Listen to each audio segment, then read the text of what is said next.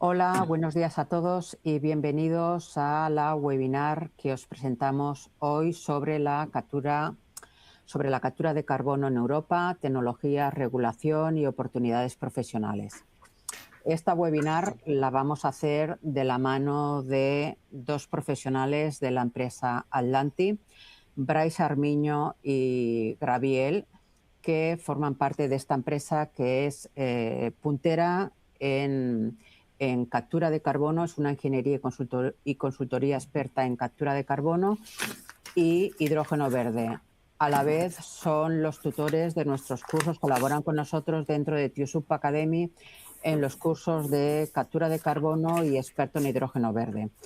Antes de darles paso, vamos a tratar 3 puntos importantes respecto a la organización de esta webinar, ¿vale? Por un lado, todos tenéis en la parte derecha de vuestra pantalla un chat para que podáis ir introduciendo preguntas, ¿vale?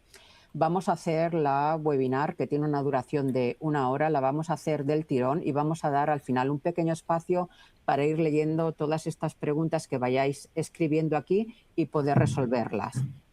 Por otro lado, cuando se cierre la webinar, cuando se cierre la aplicación, os aparecerá un pequeño cuestionario donde podréis valorar la webinar. Por favor, os pido que la contestéis porque para nosotros es muy importante vuestra opinión para poder mejorar. Y finalmente, comentaros que recibiréis, todos los asistentes a la webinar, recibiréis un mail donde de alguna manera podréis visualizar de nuevo la webinar si os apetece y también podréis encontrar la manera de contactar con nosotros para cualquier duda que os pueda quedar o para pedir información sobre los cursos relacionados con este topic, ¿vale? Entonces, ya sin más espera, ya paso la palabra a los ponentes Bryce y Graviel. Pues muchas gracias, María Ángeles. Voy a comenzar hablando yo y más que nada, bueno, agradeciéndoos otro año más empezar este curso con vosotros, que como sabéis también todos los asistentes, y os saludo, empieza el 25 de mayo. Bueno, estamos Gabriel Padín y yo, soy Bryce Armiño. Gabriel es el ingeniero experto más en proceso, ¿no?, dentro de la empresa en esta parte de captura de carbono, y yo soy pues uno de los dos socios fundadores.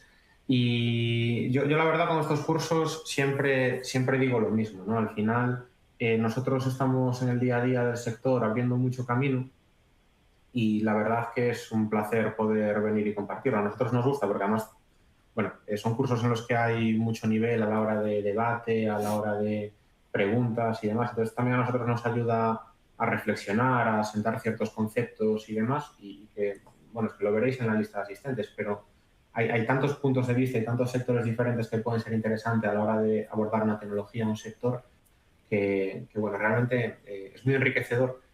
Y yo simplemente por hacer un overview rápido de nuestra empresa, nosotros empezamos con el hidrógeno. Nosotros empezamos en el año 2020 con el hidrógeno, haciendo plantas como consultora. La verdad, hemos estado yo creo que somos de las pocas empresas en España que pueden decir que tienen plantas ya instaladas y que han participado en plantas que están instaladas ya. Pero como un salto natural pasamos a la captura de carbono, porque como todos sabéis, al final pues, empezó a ser necesario, ¿no?, meterse en proyectos de combustibles renovables y demás. Y lo cierto es que tanto las sinergias son muy grandes, y Gabri lo explicará y yo haré un poco de énfasis a lo largo de la explicación, y en el curso lo vamos a ver muy bien. Quiero decir, el cómo seleccionamos la tecnología de captura de carbono tiene un impacto directo en a qué precio podemos vender después nuestro combustible renovable. Ya no en qué precio tiene ese CO2, sino en qué huella de carbono asociada tiene ese CO2 y que arrastra al combustible final. Es decir, tiene una relación directa, pero después, digamos que no solo hemos participado en proyectos de captura de carbono para después producir metanol, para después producir SAF, sino que también hemos visto pues, ya proyectos, pues ocurre por ejemplo con ArcelorMittal, capturas de 200.000, 300.000 toneladas al año, donde sabes que ese hidrógeno no lo vas a destinar, ese CO2, perdón, no lo vas a destinar a la producción de combustibles sintéticos por temas regulatorios que también os explicaremos en el curso y entenderéis muy bien. sino que lo que buscas ya es pues, llevarlo a esos depósitos que ya hay hoy en día operativos en el Mar del Norte y que esperamos, insisto, y también veremos en el curso, que tengamos, por ejemplo, en España con, pues, por ejemplo, algún trabajo que está haciendo Repsol, Enagás y demás, para el almacenamiento geológico, ¿no? Todo esto nosotros nos hemos peleado mucho ya con ello en los últimos años. Tenemos, pues yo diría que, por ejemplo, los focos de CO2 biogénicos de España hemos trabajado en las personas más grandes, plantas más de tamaño medio y demás. Y ya para terminar, que no quiero que la presentación esta se haga demasiado larga, comentar que al final nosotros, estos servicios que además, bueno, los que participéis lo veréis, pero es como tener un servicio de consultoría constante. Quiero decir, a nosotros desde TÜVSÜD, María Ángeles y demás, vamos, a la mínima nos piden que respondamos a todas las preguntas en un plazo muy corto de tiempo, que tengamos esas, incluso a veces llamadas intermedias y demás. Y esto, bueno, todos los que estáis en el sector, que por lo que veo además los asistentes lo conocéis, bueno, la consultoría digamos que es un precio diferente, ¿no? Entonces, yo creo que también para vosotros es muy interesante porque al final tenéis experiencia a vuestra disposición, ¿vale? Y dicho esto, yo te doy paso ya a Gabri para que empieces con la presentación. Y gracias a todos por asistir. Perfecto, gracias Bryce, y también extiendo el agradecimiento a todos los asistentes que nos han comentado que son casi 100 personas, o sea que muchas gracias por vuestro tiempo en la presentación de este curso. Yo simplemente tomo el testigo de Bryce antes de entrar en materia para vincular y hacer énfasis sobre todo en lo que acaba de mencionar, es decir, nosotros ya trabajamos en esto. El punto fuerte de este curso, digamos que, y de la captura de carbono, es que tenemos ese expertise, ¿no? Es decir, nosotros tenemos esa ventaja, ¿no? de trabajar en proyectos día a día, tener, por suerte, los problemas de este tipo de plantas ya más que masticados, ¿no? Porque van a acabar surgiendo siempre desviaciones, problemas en los proyectos, y lo trasladamos a ese conocimiento en el curso que mencionaba Bryce, ¿no? Entonces, básicamente lo que vemos en pantalla, estar puesto a vuestra disposición en ese curso, toda esa experiencia, y digamos que la teoría siempre está muy bien, pero está mejor, pues oye, poder discutir los aspectos desde un punto de vista práctico, porque lo que sobre un papel tiene sentido no siempre es lo que se vaya a implantar el día de mañana en una instalación industrial, ¿no? Entonces, nada, sin más dilación, pasamos ya a materia. Lo que vamos a tratar hoy sería la captura de carbono, ¿vale? Con esta breve presentación, y digo breve porque en el mundo de la captura 1 hora aproximadamente no es nada, es ínfimo, ¿vale? Es un mundo que nos puede llevar décadas hablando. Es un sector súper apasionante y que cada día salen más tecnologías, más casos de captura que requieren un análisis exhaustivo. Entonces, en lo que nos vamos a centrar hoy es en comprender por qué esta tecnología es importante, porque es estratégica, ¿vale? Porque es estratégica a nivel europeo y a nivel internacional. Está, obviamente, situada como una tecnología clave en la descarbonización, tanto desde países como China, Estados Unidos y toda la Unión Europea.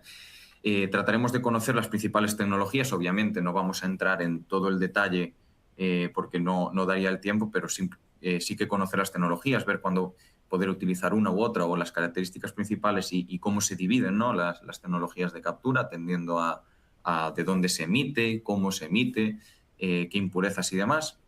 Entenderemos también el marco regulatorio, que esto es muy importante, ¿vale? Certificación de las emisiones.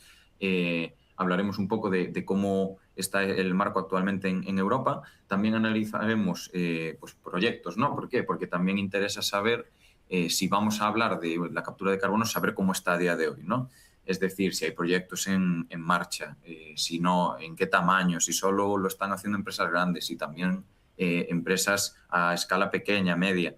Porque no tenemos que pensar en la captura como algo que se haga, pues por ejemplo mencionaba Bryce ArcelorMittal, ¿no? Que es un gran emisor, pues no es algo que se vaya a hacer solo en industrias con grandes emisiones, sino que también en un rango como pueden ser las plantas de biogás, que estarían en torno a 10, 15, 20.000 toneladas de CO2 al año, y también se harán en industrias papeleras de millones de toneladas de CO2 al año, ¿no? Por otro lado, vincularemos todo esto, ¿no? Con qué perfiles se van a demandar. Es decir, vamos a exponer por qué es importante, qué tecnologías hay y el papel estratégico que juega, pero también habrá que saber en base a esta importancia de esta tecnología, qué papeles se van a demandar en este sector, ¿no? Y qué competencias son las fundamentales, ¿no? Y eso, bueno, pues vinculado obviamente con lo que mencionábamos también, ¿no? de ese curso de captura, porque es importante formarse en ese tipo de conocimientos, porque va a ser lo que se demande el día de mañana y que permitan pues, que estos proyectos salgan a flote, ¿no? Y se establezca una industria, no solo a nivel europeo, sino a nivel internacional, de la captura de carbono. Entonces, para empezar con la explicación de la captura de carbono, tenemos que enfocarnos en qué es lo que queremos capturar. Es decir, no podemos estar hablando de captura de carbono si no sabemos la molécula que queremos obtener, ¿no? Si no la conocemos bien. Pues el dióxido de carbono, obviamente ya todos lo conocemos, ¿no? Se emite en múltiples procesos, no solo en industrias energéticas, industrias, por ejemplo, en el refino, industria petroquímica, sino que también incluso los seres humanos lo producimos, ¿no? También se produce con esa quema de biomasa y en función de cómo se produzca tenemos esas dos clasificaciones importantes, ¿no? Que es si es un CO2 fósil o es un CO2 biogénico. Sobre todo interesa este último, ¿no? Por lo que ya conoceréis, vinculándolo, por ejemplo, al mundo del hidrógeno renovable para producir esos RFNBOs, ¿no? Renewable Fuels of Non-Biological Origin, combustibles de origen no biológico y considerados renovables, pues interesaría ese CO2 que se generaría, pues, por ejemplo, por la quema de biomasa, eucalipto, pino y restos forestales, entre otras fuentes, ¿no?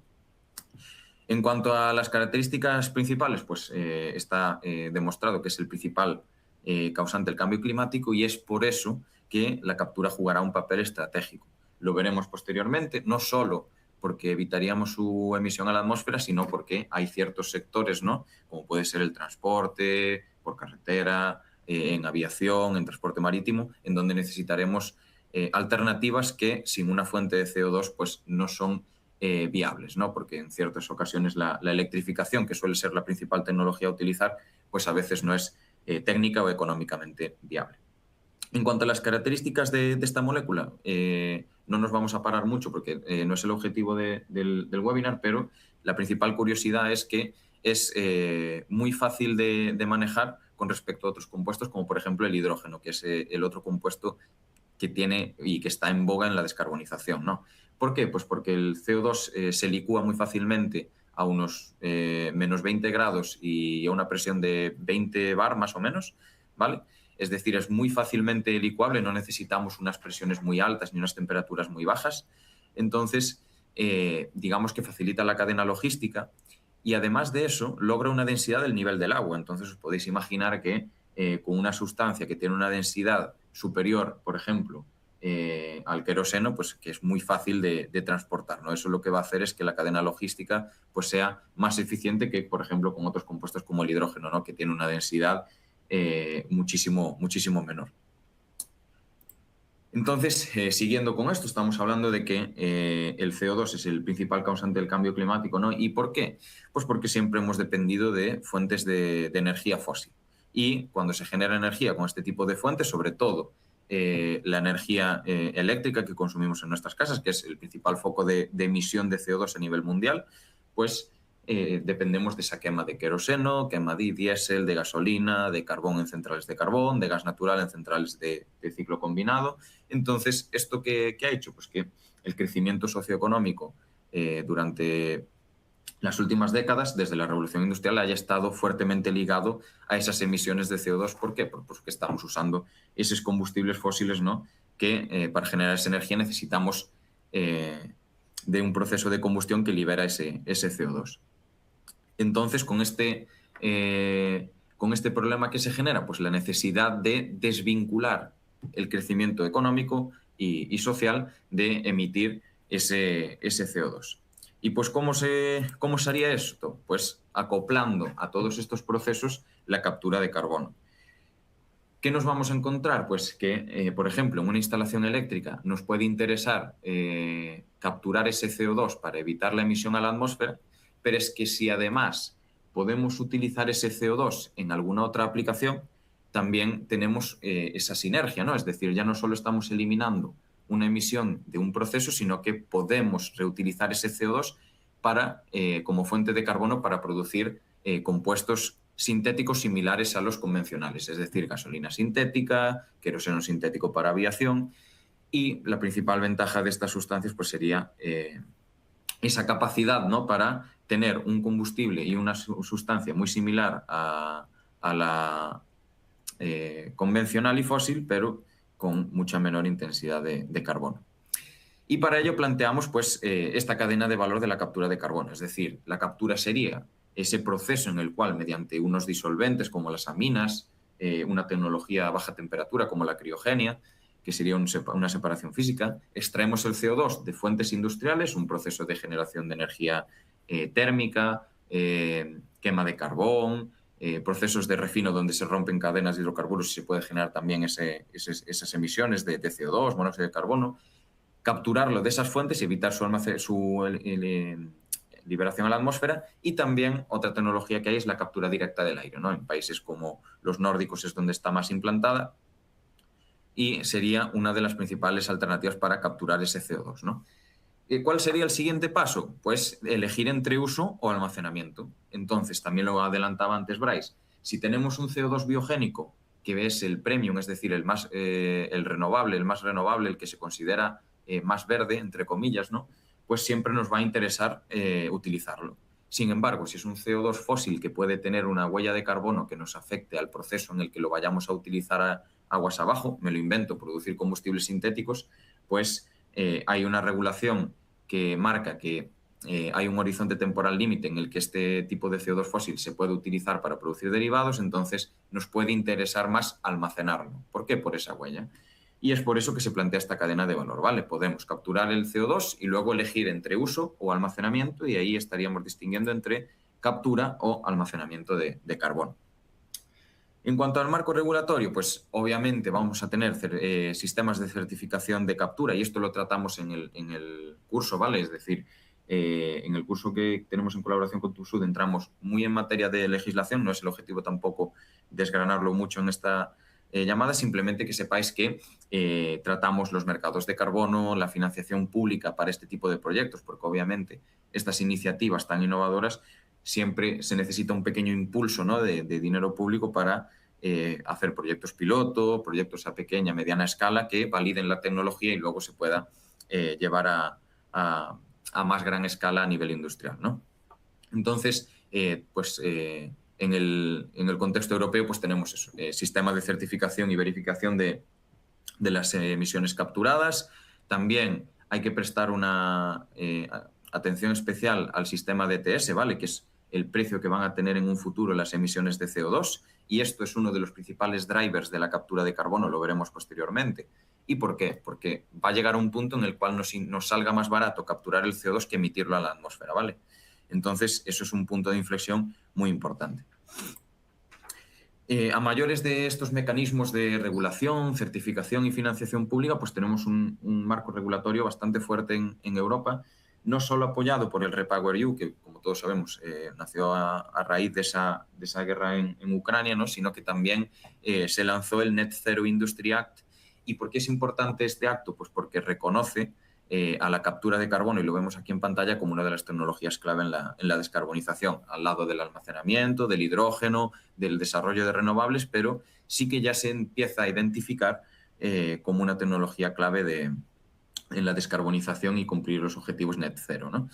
En cuanto al gráfico que vemos en la pantalla inferior, pues vemos que estamos al año 2026 y estamos muy lejos de los objetivos de emisiones de CO2 capturadas para el año 2030. ¿Qué queremos mostraros con esta, con esta slide? Es decir, con este gráfico vemos cómo estamos todavía muy lejos de los objetivos que se esperan y se necesitan para ser neutros en emisiones de CO2. Aquí, Gabriel, me permites, simplemente comentar que, bueno, yo creo que todos somos conscientes, ¿no?, que nos vamos a quedar cortos en despliegue de renovables, en despliegue de hidrógeno, en despliegue de captura de carbono, lo cual es una muy buena noticia en términos ambientales, pero no deja de ser algo muy ilustrativo en cuanto a que todo lo que hagamos se va a quedar corto. Quiero decir, en el mundo del hidrógeno nos pasa, dices, todo lo que vaya a desarrollar se va a consumir porque la demanda que se está empezando a habilitar por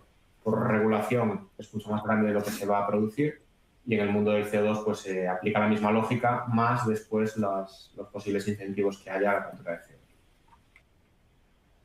Justo, totalmente. Entonces, simplemente aquí lo que se aprecia es eso, que por mucho que se esté planteando la captura, todavía estamos muy lejos, y es por eso que es uno de los principales drivers del momento de la captura de carbono, ¿no? Porque se necesita un despliegue monumental, ya no solo por eliminar las emisiones en sí, sino porque ya otros procesos van a necesitar de ese CO2. Entonces, de hecho, nosotros, y también lo tratamos en el curso, hay muchas estimaciones, estudios de McKinsey, de NUV y demás, que mencionan que no va a haber suficiente, digamos, disponibilidad de CO2 para todo lo que se necesita. Entonces vamos a tener que desplegar captura de carbono a niveles gigantescos para poder surtir de CO2, ¿no?, de esa materia prima alternativa a la fósil, para los diferentes sectores difíciles de abatir, el transporte marítimo, aviación, incluso industria química, porque el CO2 tiene esa ventaja, ¿no?, de, como tiene el carbono en su estructura, ser un sustituto perfecto para el petróleo, el gas natural, el carbón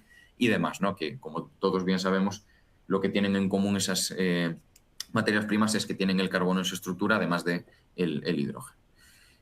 En cuanto al potencial de la captura, ya lo hemos ido adelantando, ¿vale? Lo hemos ido pregonando, es esa capacidad de descarbonizar esos sectores difíciles de abatir. ¿Cuáles son estos sectores difíciles de abatir? Pues ya estamos más que enterados de esos sectores en los cuales la electrificación directa no es posible, porque, recordad, siempre la electrificación directa va a ser la alternativa más interesante, que más atractiva sea, pero en casos como, por ejemplo, lo estamos viendo en pantalla, el acero, el papel, la industria del cemento y la generación de energía, no es obviamente factible eliminar emisiones con la electrificación. Entonces, ¿qué tenemos que pensar en estos casos? Pues la captura de CO2, ¿no? Por ejemplo, en una acería tipo ArcelorMittal, pues instalar una unidad de captura de CO2 para evitar esas emisiones. En una cementera, pues tienen aproximadamente el horno medio un 40-50% de las emisiones son biogénicas, pero el otro 60, 50, 40% restante sigue siendo fósil. Entonces, si se deja emitiendo a la atmósfera en un contexto en el cual se tenga que pagar esas emisiones por el mecanismo ETS, pues va a ser una penalización económica muy significativa para la cementera que tendrá que repercutir al cliente. Entonces, ¿qué queremos decir con esto? Que la captura es ese nexo, ¿no?, entre la descarbonización y estos sectores que no tienen otra alternativa. Entonces es la ruta a seguir para evitar tener que pagar por esas emisiones, y no solo evitar pagar por esas emisiones, sino que lo podemos vincular a la vez con otros sectores difíciles de abatir, como el transporte marítimo, la industria química o el transporte por aéreo, en la aviación.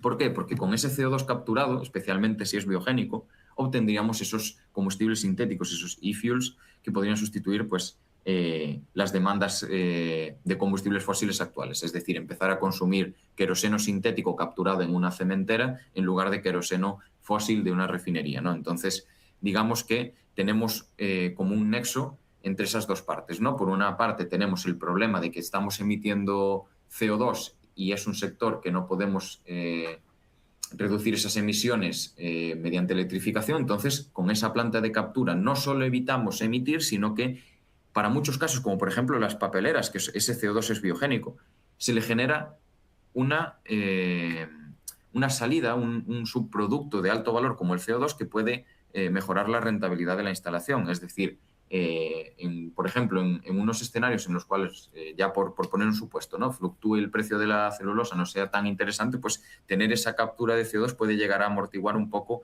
ese modelo de negocio, ¿no? Entonces, tenemos ese CO2 también como esa captura de CO2 como una alternativa y un modelo de negocio bastante atractivo para complementar la propia actividad industrial principal. Si bien decimos eso, todo ligado siempre a evitar esas emisiones, y si además lo podemos vincular a esa producción de combustibles derivados, mejor que mejor. Aquí en esta pantalla lo que os queremos mostrar es lo que os comentábamos antes. En la parte superior vemos una expectativa de precios de emitir CO2, ¿vale?, según el sistema ETS, ¿vale?, el Emissions Trading System. ¿Y qué queremos decir con esto? Pues que si lo comparamos con los costes de captura que vemos abajo, ¿no? Por ejemplo, para la industria del bioetanol, que produce un CO2 muy puro, incluso podríamos estar hablando en algunos casos del CO2 que emite el biogás, ¿no? el proceso de digestión anaerobia para producir biogás, que genera una corriente con una elevada concentración de CO2, pues esos precios pueden ser del orden de 50, 60, 70 euros la tonelada de CO2 y en muchas ocasiones serán más bajos que, por ejemplo, el precio al que se emita el CO2, ¿no? En el caso de que el CO2 que estemos emitiendo sea fósil, pues vemos cómo, según la industria en la cual se emite ese CO2, nos puede llegar a salir a cuenta capturarlo en lugar de emitirlo, porque si tenemos un proceso de captura que nos sale todo el coste nivelado a 60 euros la tonelada, ¿no? Como podemos ver en alguna de las industrias que mencionamos en pantalla, por ejemplo, en el refino, en la industria de la petroquímica, si lo comparamos con el coste del sistema ETS, que puede y se espera y pasará de los 100, 150 euros la tonelada de CO2, pues obviamente hay un gap muy grande que justificaría una planta de captura, ¿no? Entonces, esto obviamente, junto con la producción de combustibles sintéticos, será uno de los principales drivers y es lo que hace que cada vez la captura tenga más sentido y más interés a nivel mundial, ¿no? ¿Por qué? Porque no solo te quita un problema, sino que también tiene la ventaja de que si ese CO2 es biogénico, lo puedes incluso vender y tener una fuente adicional de ingresos, ¿no? A mayores de esto, ya no solo es que sea una fuente adicional de ingresos, sino que es muy interesante también adentrarse en el mundo de la captura de carbono, porque además entramos en la producción de combustibles compuestos de baja intensidad de carbono, es decir, puede servir como una tecnología puente en la descarbonización. A todos nos gustaría cerrar las centrales de carbón el día de mañana, cerrar las refinerías y cerrar todo el suministro de energía fósil y poder sustituirlo al momento por energía renovable 100%. ¿Qué pasa? Que eso no es factible. No es factible sin llevar al mundo al apocalipsis, por así decirlo. Entonces, ¿qué necesitamos? Esta tecnología de captura como puente. ¿Y por qué? Pues lo vemos en pantalla, por ejemplo, ¿no? Es un estudio de la Asociación Internacional de la Energía, ¿vale? Que lo que viene a decir es cómo se espera que la producción convencional de hidrógeno con captura aplicada sea una de las tecnologías predominantes, la vemos aquí, ¿vale?, de producción de hidrógeno bajo en carbono, mientras la electrólisis no se asienta.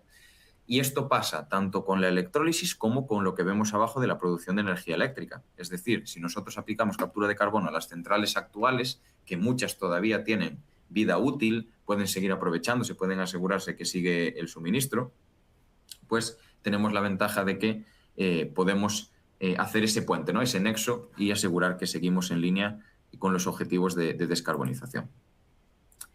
Y ya vinculándolo con esa producción de combustibles derivados, una vez tenemos ese CO2, no es que tenga un par de mercados nichos, sino que el CO2 puede ser empleado en muchísimas aplicaciones, desde el sector de la construcción hasta el sector de los plásticos, olefinas, que actualmente son producidas a partir de metanol.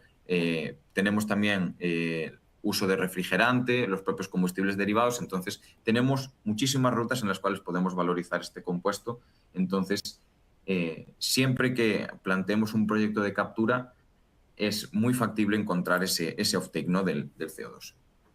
Y ya moviéndonos al siguiente punto, que serían las tecnologías de captura en sí, es muy importante distinguir en primera instancia entre CCS, que es captura y almacenamiento, y CCU, que es captura y utilización, ¿vale? Como su nombre indica, estas dos tecnologías son claves, ¿no? Lo vemos aquí en la cadena de valor del CO2. ¿Y por qué son claves? Porque aparte de objetivos de producción de combustibles sintéticos derivados del CO2, también hay objetivos de eliminación de emisiones. ¿Por qué? Porque no llega con capturar las emisiones, sino que para compensar todas las que se han ido emitiendo estos años, va a ser necesario, según la hoja de ruta de Net Zero, eliminar emisiones de la atmósfera. Entonces, esa captura y almacenamiento permitiría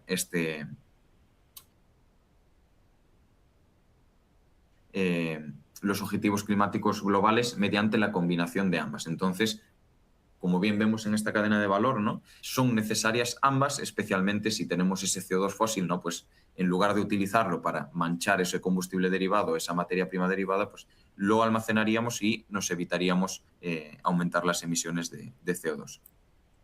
En cuanto a las principales tecnologías que tenemos, pues tendríamos las que vemos en pantalla, ¿vale? El Carbon Dioxide Removal, aquí entrarían esas tecnologías vinculadas normalmente al ámbito natural, es decir, esas tecnologías que nos permiten fijar el CO2, por ejemplo, en árboles, en materias naturales que lo necesitan para su crecimiento, por ejemplo, microorganismos y demás, y hay tecnologías de captura que se enfocan en esta ruta, pero no es la más atractiva desde el término tecnológico, por así decirlo, ¿no? Desde el término tecnológico, lo que nos centramos y ponemos énfasis, además, en el curso que tenemos con TÜV SÜD, sería esa pre- y postcombustión.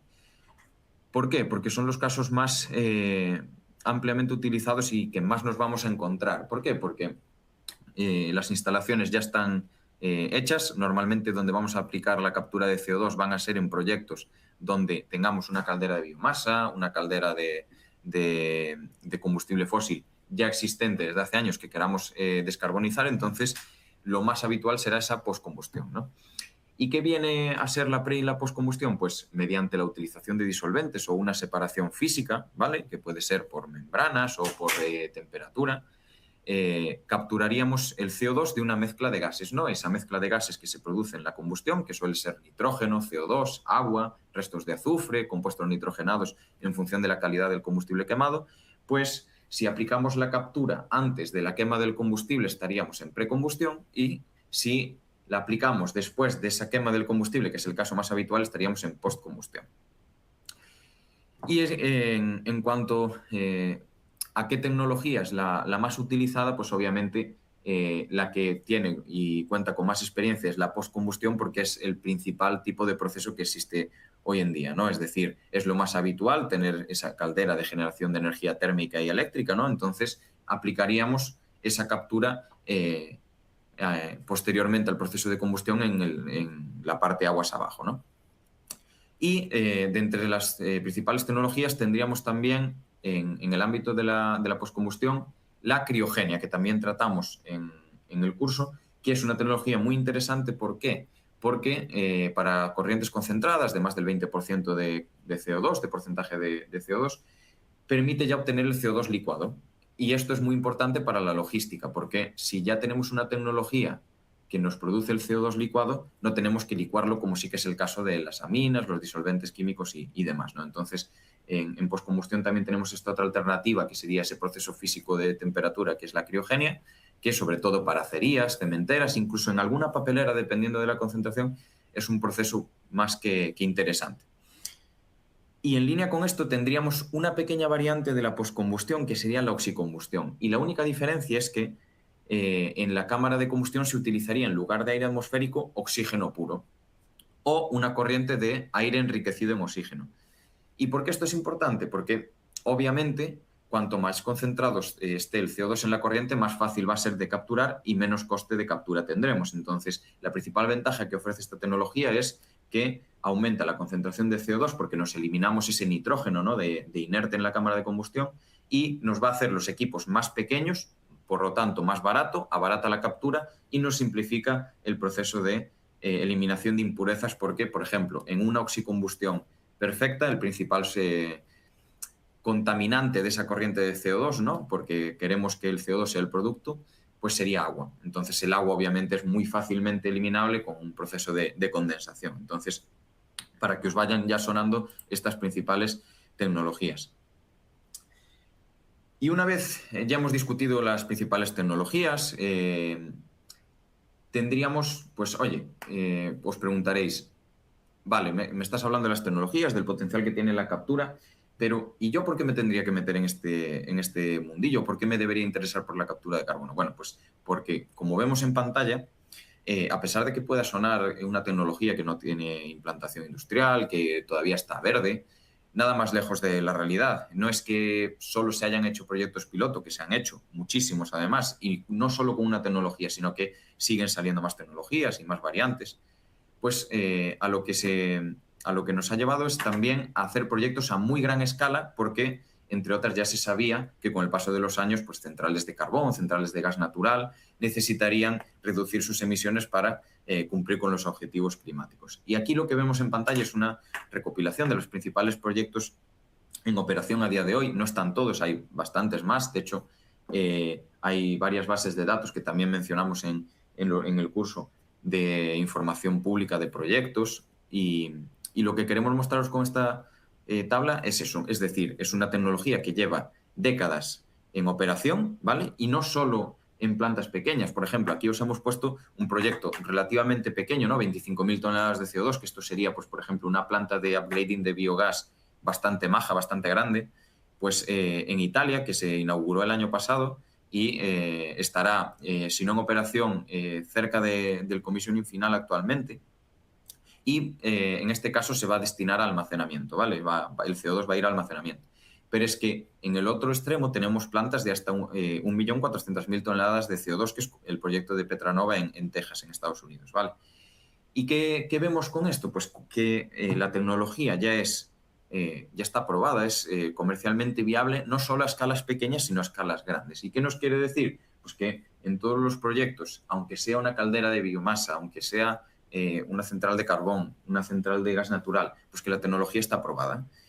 Obviamente, si nos vamos a ir a una tecnología, por ejemplo, de disolventes o de criogenia, cualquier proceso que vayamos a implantar, obviamente se necesitará hacer estudios específicos en el foco, porque cada foco de emisión es un mundo. Y esto lo cubrimos también en el curso, ¿vale? Es decir, en base a nuestra experiencia, nosotros nos hemos visto en desarrollos de proyectos de esta escala, por ejemplo, de 1 millón de toneladas de CO2, donde el gas de escape sale muy sucio. ¿Y por qué decimos esto? Porque va a ser necesario saber qué pretratamiento hacerle, va a ser necesario saber cómo se puede comportar el disolvente con esas impurezas que tenemos presentes, hasta qué nivel de impurezas podemos tolerar sin que afecte al disolvente, por ejemplo, si utilizamos aminas, ¿no? Y esto es algo que se realiza en cada proyecto, es decir, tests antes de llegar al diseño final de la planta para asegurar que la operación va a ser eficiente y no vaya a haber problemas de mantenimiento ni demás. Entonces, es algo comercialmente viable, es técnicamente viable, lo estamos viendo aquí, pero sí que en cada caso concreto se necesitará esa pequeña etapa de estudio que se hace siempre, ¿no? De asegurar que va a ser una operación eficiente en el caso que nos encontramos. En esta línea hemos querido traeros un poquito más de información de un par de los proyectos, ¿vale? Sobre todo Petranova y uno de los más recientes, que es Brevik. ¿Y por qué? Para que veáis, pues, con qué nos podemos encontrar en el desarrollo de este tipo de plantas de captura, ¿no? Y con lo que nos encontramos, por ejemplo, nosotros día a día en nuestros proyectos. Aquí, como veis en pantalla, esta es la instalación de captura de 1.400.000 toneladas de CO2 al año. Como veis, no son equipos pequeños. Es decir, en el desarrollo de este tipo de proyectos, más allá de la tecnología, nos tenemos que enfocar, como decíamos, en qué tipo de gas de escape tenemos, qué impurezas, pero es que además tenemos que saber muy bien los tamaños que van a tener estas unidades. ¿Por qué? Porque en una planta como por ejemplo la que vemos aquí en Petranova, el absorbedor mide 110 metros de alto. Vale, esto es un impacto paisajístico enorme, pero es que no es que solo tenga 110 metros de alto, es que tiene 12 metros de diámetro.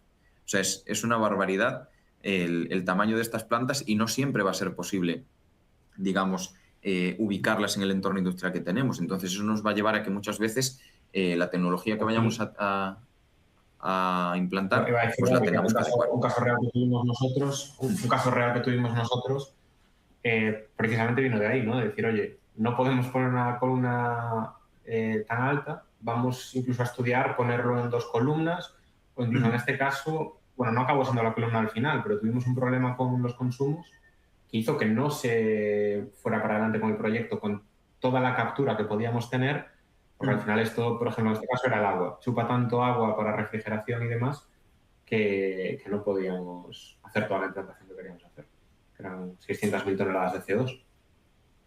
Justo. Eso es muy importante porque ya no solo hablamos de los tamaños, sino las demandas térmicas. Por ejemplo, esta planta que estamos viendo aquí captura 1.400.000 toneladas de CO2 al año, ¿no? Y el consumo térmico son cerca de 200 megas térmicos. Entonces, en ese rango de potencia térmica de demanda, os podéis imaginar que no siempre hay disponible 200 megas de vapor en una planta. ¿Y qué se tuvo que hacer? Lo veremos a posterior. Ya me adelanto un poco, voy a pasar al siguiente slide, que es instalar una turbina de gas simplemente para cubrir parte de la demanda eléctrica y térmica, sobre todo, de la propia planta de captura de carbono. Entonces, estamos hablando de que se tuvo que hacer esta turbina específicamente para servir a la propia planta de captura. O sea que ya vemos cómo no es nada menor, es obviamente algo a tener en cuenta y cómo necesitamos saber pues, qué demandas tiene de energía eléctrica, de energía térmica, de espacio, de altura, porque al final en un proyecto real, lo que decíamos, la teoría está muy bien y hacer los cálculos en un papel es perfecto, pero claro, al final el cliente, el desarrollador, quien vaya a realizar ese proyecto, pues puede tener limitaciones de, me lo invento, tengo disponibilidad de vapor barato, entonces me interesa que la tecnología consuma vapor. Tengo electricidad barata, entonces necesito que la tecnología, si no puede ser eléctrica totalmente, que consuma el máximo de electricidad posible. ¿Y esto cómo lo hacemos? Pues desviándonos de lo que es teóricamente ideal. Si antes la tecnología ideal era minas, pues quizás interese, sacando los números de coste nivelado de captura, si tenemos electricidad barata, pues otra tecnología, por ejemplo, carbonatos. Estas son tecnologías todas que también tratamos con mucha profundidad en este curso que colaboramos con TÜV SÜD, y básicamente lo que es importante y lo que os queremos transmitir es que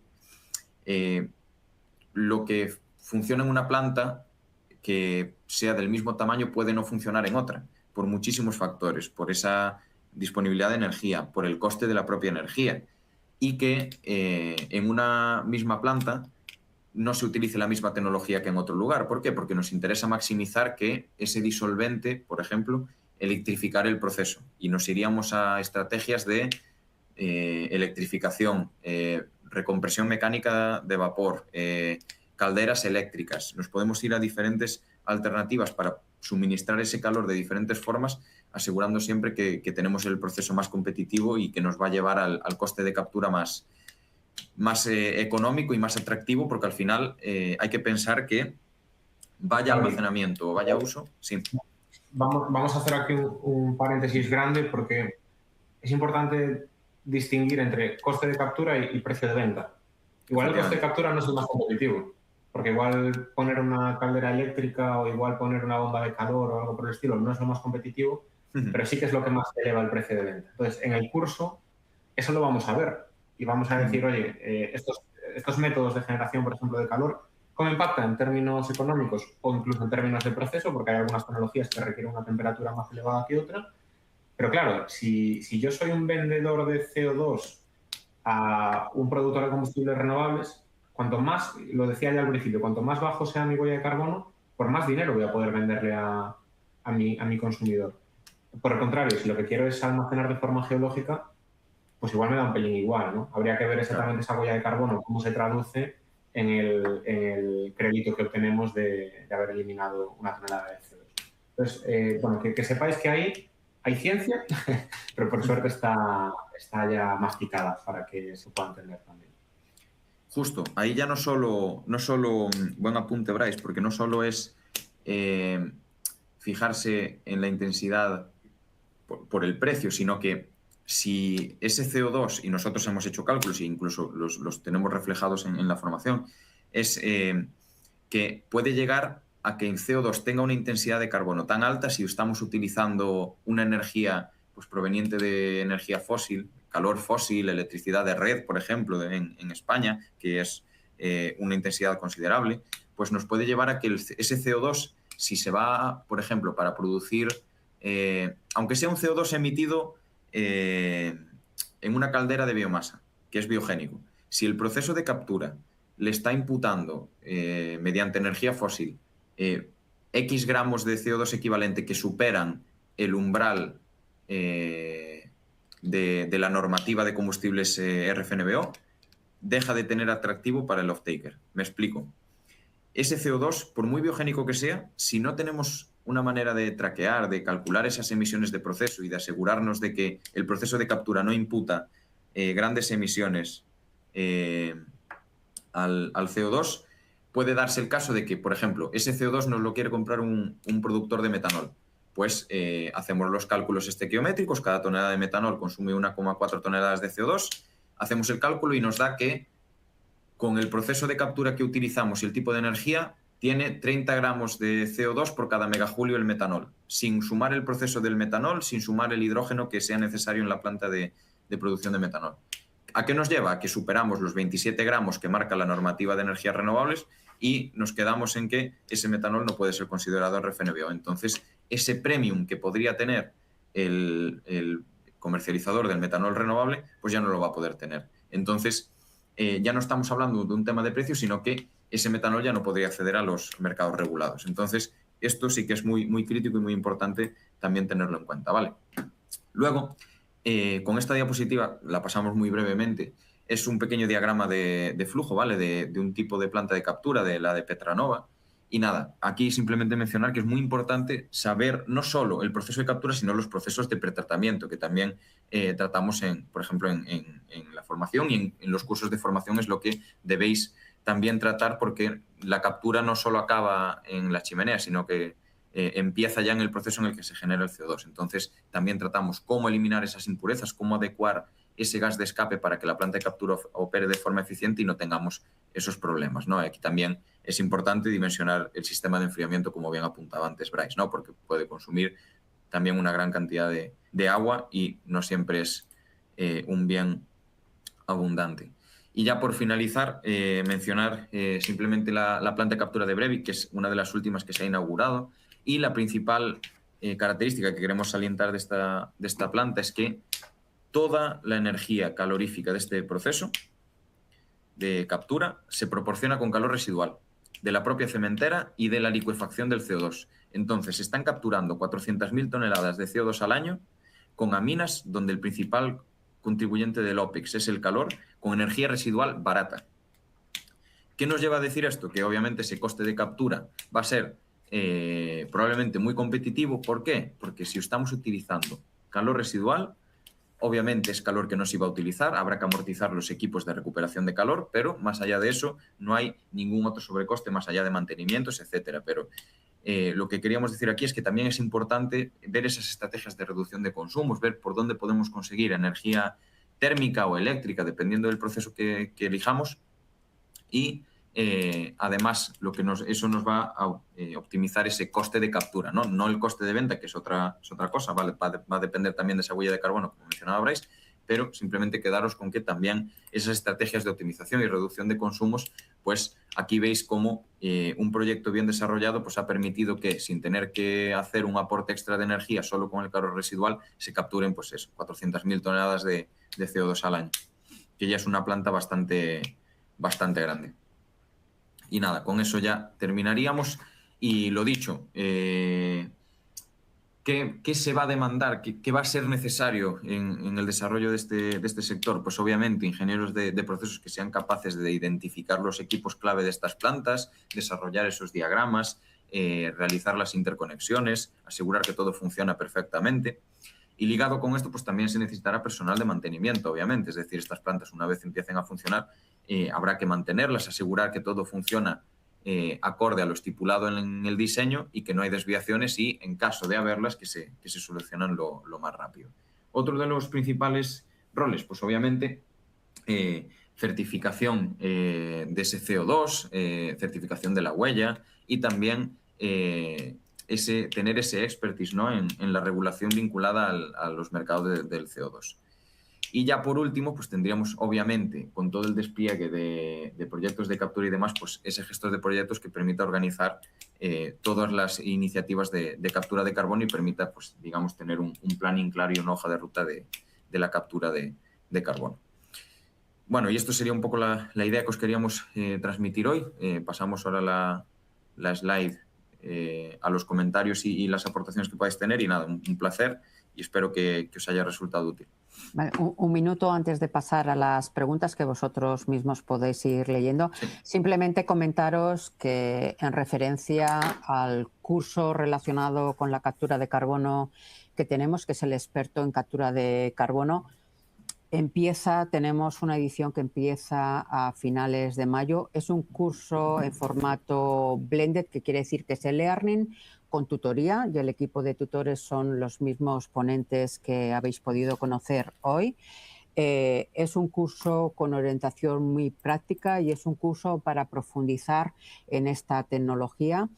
Comentaros además que es un curso que tiene 100 horas de duración, es hasta septiembre, pero es muy flexible porque el formato, de alguna manera, el e-learning más clases virtuales, permite que el alumno pueda estudiar a su ritmo. Comentaros también que lleva asociado un examen de certificación de personas. Este examen, quien lo supera, obtiene una certificación TÜVSÜD como experto en captura de carbono, que puede facilitar el acceso a financiación, a subvenciones, en el tener certificada la capacidad técnica de los profesionales. Comentaros también que todos, solo por asistir a esta webinar, todos tenéis un descuento del 15% con este código de descuento. No os preocupéis porque finalizado la webinar y mañana o pasado mañana recibiréis todos un email y ahí podréis tener la manera de contactar con nosotros para recibir más información al respecto. Entonces pasamos ya, si acaso, a la parte de preguntas y si quieres, Bryce, tú mismo puedes empezar a leer las preguntas que empieza Mar con la pregunta 6. Muy bien. Pues mira, esta Marc Salo pregunta, para una planta de biomasa de 8 megas térmicos, ¿qué tipo de tecnología propondríais aplicar a minas y si tiene retorno económico? Y nada, nos agradece el webinar. Sí, Marc, o sea, siendo a falta de un pequeño análisis, ¿no? Pero las aminas, para el tipo de concentración que sale en una planta de biomasa, que puede estar entre el 10 y el 15% de CO2 en la corriente de gas que sale, es la tecnología quizás más adecuada, además incluso un poco... Es cierto que es una planta pequeña, es una planta que emite muy poquito CO2, 8 megas térmicos no alcanzamos economías de escala y demás, y de ahí va la segunda parte de la pregunta, si tiene retorno económico. No va a ser de las plantas más competitivas a largo plazo. Sí que es cierto que ahora estamos en un momento en que también hay muchas ayudas. Quiero decir, hay muchas ayudas para este tipo de plantas. Entonces, coste operativo, sobre todo OPEX en la generación de calor, va a ser más o menos igual, son un poco menos eficientes que las plantas grandes. El coste de inversión, que es donde realmente estás más penalizado, pues te puede compensar con estas ayudas que hay ahora, ¿no? Innovation Funds y bueno, PERTES del estilo. Entonces, retorno económico es muy subjetivo en cuanto al proyecto. Yo, por ejemplo, te puedo comentar el proyecto de ENSO, el famoso proyecto de ENSO, que captura unas 100.000 toneladas en España, un poquito menos. Es un proyecto que es relativamente pequeño, aunque bueno, es una caldera 17 megas eléctricos, no térmicos, o sea, igual es equivalente a 40 térmicos. Y es un proyecto que rechazó la ayuda, o sea, consiguió ayuda en su momento y la rechazó porque están vendiendo el CO2 a unos precios como para tener rédito económico, ¿no? Entonces, bueno, sería cuestión de verlo. Yo creo que ahí nos iríamos a costes de captura entre 120 y 150 euros por tonelada, pero bueno, hay industrias que están, o sea, las grandes gasitas industriales es al precio que están vendiendo el CO2 entregado en camión en fábrica, quiero decir, y es CO2 fósil, a un Coca-Cola, me lo invento. Entonces, bueno, lógicamente aquí hay una economía de escala, como cualquier planta química, que es relevante. Paso a la siguiente, de Alberto Riobó, que pregunta, en cuanto a la captura de CO2 con procedimientos CDR, parece que existe un interés claro en grupos cooperativos de agricultura para implementar estos sistemas y obtener beneficio por la venta de esos créditos de carbono capturado. Sí, sabéis que incluso no solo grupos cooperativos, sabéis que incluso las grandes fortunas a nivel mundial están comprando extensiones de terreno muy grandes porque, bueno, el CO2 que, entre comillas, puedes almacenar en el suelo o incluso con almacenes de carbono, como pueden ser bosques y demás, es algo que está... Hasta hace poco era solo los mercados voluntarios, es decir, una empresa que quiere quedar bien y decir que se descarboniza, le compra a estas empresas el crédito de CO2 que se genera, Ahora incluso parece que se va a empezar a vincular con el ETS. Nosotros no participamos ahí, ya vinculándolo con la pregunta 8, Alberto, no participamos ahí porque es un monstruo completamente diferente, ¿vale? No es hablar de implementaciones de captura de carbono, sino que es ya más una especie de mercado virtual certificado. Que, bueno, yo lo comprendo porque nosotros aquí en Galicia, una parte de mi familia tiene bosques y hemos estado viéndolo, aunque es algo muy complicado, porque luego, por ejemplo, si hay incendios, tienes que devolverlo y demás. Se está empezando a implantar una especie de seguros de bolsas, de créditos y, bueno, es un mercado difícil y que aquí no vamos a ver, ¿vale? O sea, en este curso esto no se trata porque, como digo, es un monstruo completamente diferente. Después, David, pregunta si hay que verificar siempre en estos proyectos la captura y almacenamiento real. Y en este caso, ¿qué esquemas de certificación hay para verificar la captura y ese almacenamiento de Europa? Sí, todo lo que tengas que hacer tienes que verificarlo en cada paso de la cadena de custodia, ¿vale? Eso es importantísimo decirlo. Estamos en un webinar de TÜVSÜD. TÜVSÜD, por ejemplo, es un certification body, es decir, es un organismo que va, entre comillas, a tu foco de emisión, verifica que lo que tú dices es como ha sido y te emite esos certificados bajo otro esquema. O sea, ellos son un certification body de los diferentes esquemas que pueda haber. Pero esto ya no es para lo que es la captura de carbono, sino que esto es, por ejemplo, para todo el ETS, ¿vale? O sea, todo lo que tiene que ver con las emisiones, ETS, verificación de normativas y demás, eso hace tiempo que hay que cumplirlo, aunque el ETS no haya entrado en todos los sectores hasta, bueno, ya aún está entrando en algunos, pero había una normativa que es el MRV, Monitoring, Verification and Reporting, creo que es, o al revés, Monitoring, Reporting and Verification, que tú tienes que monitorizar, tienes que reportar y tienes que verificar. Y de esa parte de verificación hay organismos de certificación que, bueno, pues como puede ser el caso de TÜVSÜD o de otros, que lo hacen, ¿vale? Que se encargan de ir a las fábricas, de ir a los focos de emisión, de verificar que todo cumple y demás. Es bien cierto que para los nuevos sectores que se abren, esos esquemas de certificación tendrán que actualizarse, en el sentido de que, por ejemplo, si nos vamos al sector de los combustibles sintéticos, el emisor de CO2 tendrá que estar certificado también pues, en esos esquemas de certificación, que en nuestro caso son 3. Son Certify, Recert o ISCC, ¿vale? Entonces, esa propia molécula de CO2 tendrá que traer una información un pelín diferente de la que está teniendo hoy en día según el esquema ETS, pero que eso lo determina la Comisión Europea.